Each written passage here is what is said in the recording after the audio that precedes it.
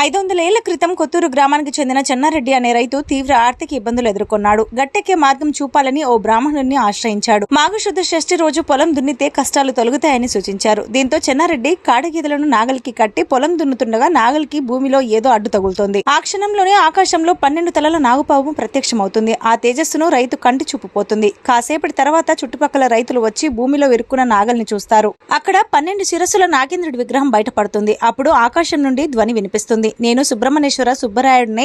నేను ఇక్కడ స్వరూపంలో 10 శిరస్సుల నాగేంద్రుడిగా వెలుస్తాను. నన్ను కొలిచిన వారికి కళ్యాణం, సంతానం కలుగుతుంది. ఎటువంటి దోషాలున్నా నన్ను అభిషేకిస్తే తొలుగుతాయి. ఈ చెన్నారెడ్డికి కంటి చూపు రావాలంటే నాకు 3 రోజులు కుంభాభిషేకం చేయాలంటాడు. అన్నట్టుగానే 3 రోజుల తర్వాత చెన్నారెడ్డికి చూపు వస్తుంది. దీంతో సుబ్రహ్మణ్యేశ్వర స్వామికి గుడి కట్టాలని గ్రామస్తులు నిర్ణయించుకుంటారు.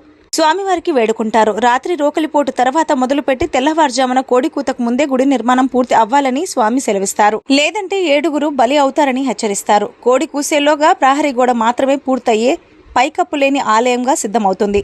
అప్పటిదాకా ఆ గ్రామం పేరు కొత్తూరు కాగా స్వామి వెలిసిన తర్వాత సుబ్బరాయని కొత్తూరుగా మారింది. స్వామికి ఎంతో ఇష్టమైన ఆదివారం మరియు మాఘ, శ్రావణ, కార్తీక మాసాల్లో మాంసాహారం ముట్టరు. ఈ ఊరిలో ఆదివారం అంత్యక్రియలు కూడా చేయరు.